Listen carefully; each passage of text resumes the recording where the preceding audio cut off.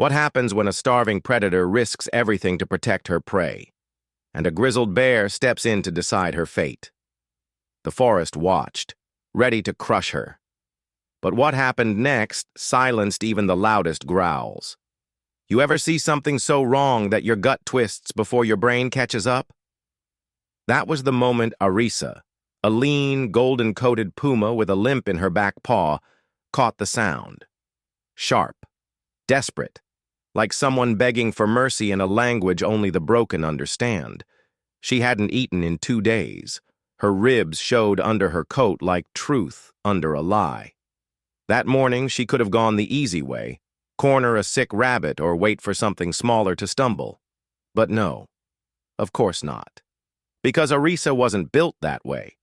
She followed the sound through dry leaves and the rotten scent of pine decay. And there it was, a baby deer, no older than a week, curled into itself like a piece of wind-blown paper, shaking so hard its knees knocked. Its back leg was torn open, messy, red, still bleeding. And standing over it with that smug, twisted look only cowards wear was a lanky coyote. He wasn't hungry. This wasn't about survival. He was playing, toying with the thing like it was a rubber chew and not a living creature, tapping its nose, nudging its wound, smiling. Yes, smiling, because cruelty always grins before it bites. And Arisa? She didn't growl. She didn't pace. She didn't perform. She charged. Now let me be clear. Pumas don't usually get into fights they can avoid, especially not with their body weight working against them and half a forest of predators waiting for the next mistake. But when Arisa moved, it was like nature remembered who she used to be. She slammed into the coyote with the force of a broken promise. He yelped, loud, pathetic, wet. One claw across his shoulder left him spinning. He limped off with that tail between the legs shuffle predators only do when they know they lost to someone who didn't even want the meal. The fawn didn't move, just lay there, breathing fast and shallow. Arisa sniffed him. He smelled like milk and panic. Any other cat would have finished him off fast and clean. But she didn't. She looked at him, and maybe, just maybe, she saw something too familiar. Something too human. And here's where things went sideways. Instead of walking off like every self-respecting predator would have, Arisa picked him up by the nape, gentle, like he was one of her own lost cubs, and carried him into the woods. Now let's talk about the forest. You might think it's peaceful, birds chirping, leaves swaying, but out here, peace is a joke with no punchline. Arisa wasn't just breaking the rules, she was rewriting them. And forests don't take kindly to rebels. She found an old burrow, one she'd used years back when she had babies of her own. She laid the fawn down, licked his wounds clean, and curled around him like protection could undo pain. And just when you thought things might settle, the damn ground rumbled. Heavy footsteps, not coyote this time. Bigger, meaner, smelled of wet fur and old war stories. And then he stepped out, Muro. A bear so large he made boulders look delicate, scarred muzzle, one eye a pale blur. His reputation, let's just say animals changed course if they so much as caught his scent. Muro stood there, staring, at her, at the fawn, then back at her. The forest held its breath. Arisa didn't flinch. She stood up, slow and solid, and placed herself between Muro and the baby. She didn't snarl. She didn't bare her teeth. She just stared him down like someone who had nothing left to lose. Muro blinked, and for a single second, he looked tired. Then, without a sound, he turned and walked away. No reason, no drama, just gone. And in that quiet, you could feel the world shift.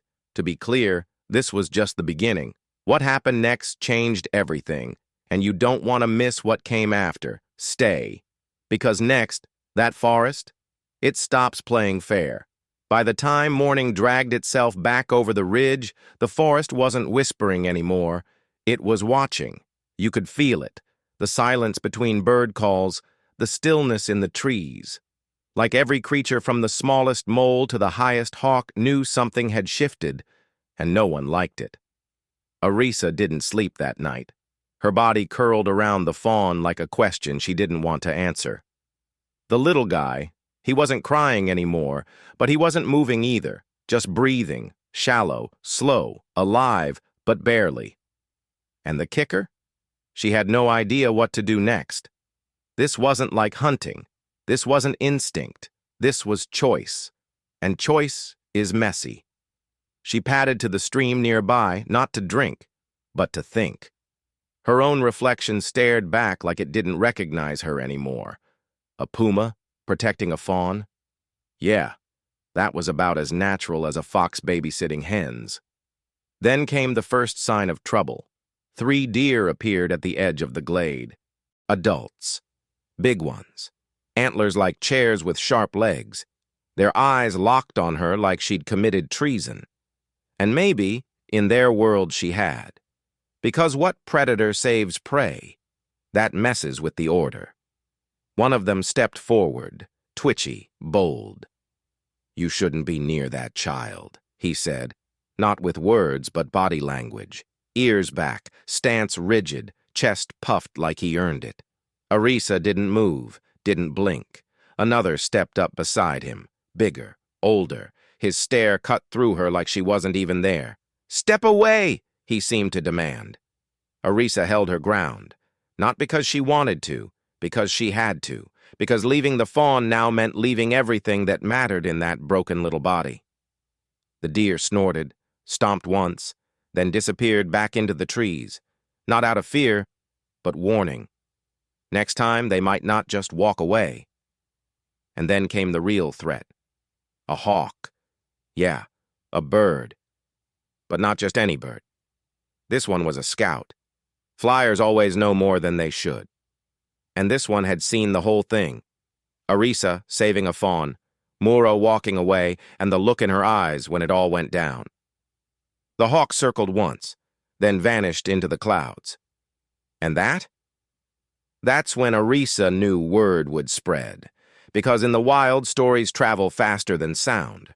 And the one getting around now? The puma's gone soft. She's protecting prey. She's dangerous. Not to them, to their system. And let me tell you something about systems. They hate disruption. By midday, the first real test came crawling in. A lean wolf with a coat like soot and eyes like unfinished business. He didn't prowl. He strutted, tail high, smile smug. "Well, well," he seemed to say, circling the old burrow. "Isn't this cozy?" Arisa stepped out before he got too close. Her body tense, but still. She didn't show fear, not because she wasn't afraid, but because fear in this forest is a scent, and this wolf was hungry for it. "You're making folks nervous," his stare said. "That baby doesn't belong here." Arisa didn't respond. She didn't need to. Her body was already speaking volumes. The wolf laughed, low, dry. "This isn't how things work. You save him today, and tomorrow the rules start slipping. Then what? Predators start playing house with prey? Doesn't end well, sweetheart." Sweetheart? Like she was some poor deer in the headlights of his arrogance. Arisa took a step forward. The wolf paused, just long enough to realize he'd overplayed. His smirk wavered. She didn't lunge. She didn't attack. She just stared, so deep, so cold, it said everything his words never would. "You don't scare me. I already lost more than you'll ever have." The wolf backed away, not in defeat, but in calculation. This wasn't over, not by a long shot. And when night fell again, heavier this time, the wind carried something darker than tension. It carried movement. Something was coming, not curiosity, not gossip, judgment. And deep in the black of night, Arisa knew. Protecting that fawn might have just made her the most hunted animal in the forest. This is it. We're at the edge of the cliff. What happens next will flip everything on its head. Stick around, because the way this story ends, you won't see it coming.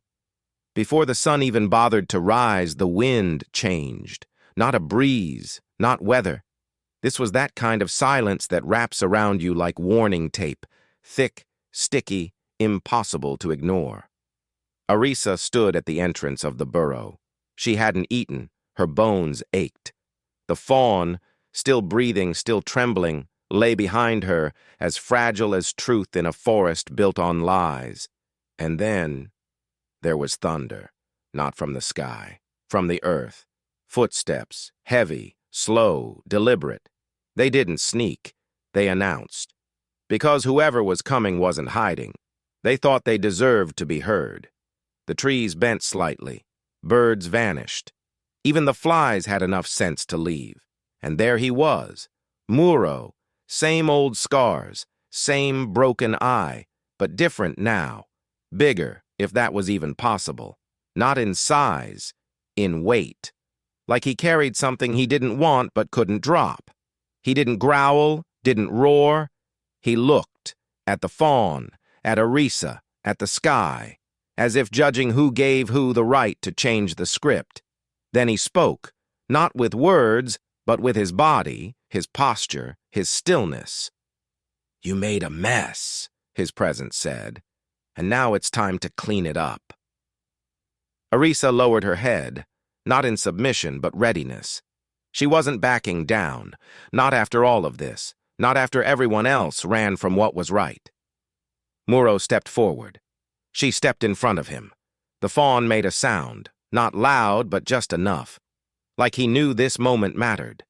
Muro paused, just one heartbeat. Then, out of nowhere, a rustle behind them. A line of deer. 4, then 6, then more. They stood at a distance, eyes alert, hooves digging in like they were planting themselves for what was coming. Then the coyotes came. Not just the one from before, all of them. Lanky, smirking, thinking this would be the takedown. And the wolf? Oh, he brought friends. A dozen eyes gleaming in the shadows. It wasn't a forest anymore. It was a courtroom. And Arisa? She wasn't just a Puma now. She was on trial. Muro turned toward the crowd, slowly, deliberately, and for a moment everyone waited for him to judge, to roar, to punish. But instead, he sat down, right there, in front of the burrow. He didn't attack. He didn't speak. He just sat, blocking the way, his back to Arisa, like a wall. And that broke the rules. The wolf's jaw dropped. The coyotes growled low. Even the deer shuffled, confused, because Muro, the Muro, had chosen a side, and he picked hers, not because he owed her, not because he was soft, but because deep down, even the oldest bear in the woods knew there are some rules that need breaking. A long silence followed. No one moved. No one dared. And then, one by one, they left.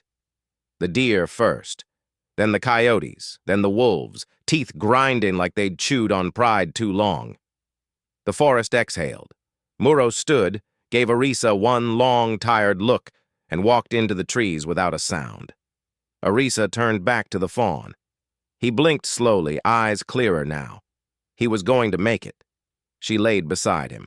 Not as a predator, not as a protector, but as someone who finally understood what it meant to do the hard thing, the right thing, even when the world says you shouldn't.